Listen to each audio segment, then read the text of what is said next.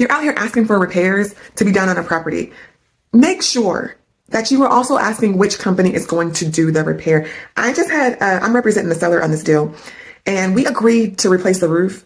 And because we already knew that would come up. It was just kind of one of those things where the seller was like, no, I'm not doing it. But his wife was like, no, once we get a contract, he'll agree to do it. It was kind of like that.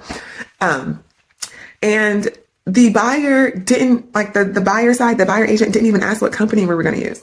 Like, I feel like when it comes to roofing, especially roofing and also foundation, you have to make sure that the company who is doing it is an established company, that the seller's not going to choose the cheapest or go to the Home Depot and get those little shingles. Sorry if you guys use Home Depot shingles. Sorry.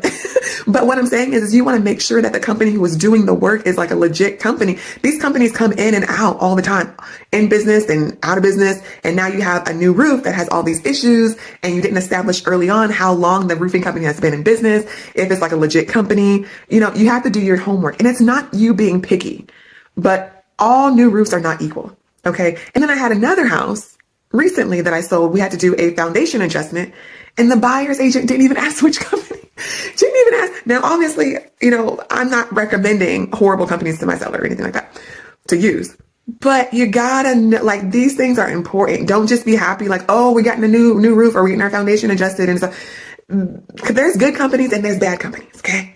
So, I mean, if your agent isn't pushing for that information, you, the buyer, make sure, because you're moving into that property and you want to make sure that the warranty is good, that you're going to be able to contact someone.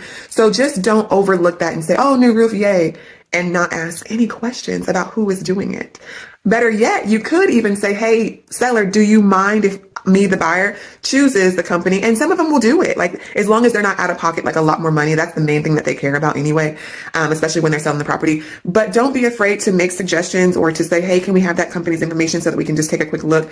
And then if it's like a company that's really, really new, or lots of complaints or something, don't be afraid to say, hey, do you mind? And in some cases, I would even say have on the amendment that the buyer gets to choose the company. And there's ways around that, and you do have to be reasonable, and you can talk to, the agents can kind of put their heads together to figure out the right terminology or the proper way to put that on there, because you don't want the seller to be out an excessive amount of money because you want to use this one company. So you do want to be reasonable, but I would just...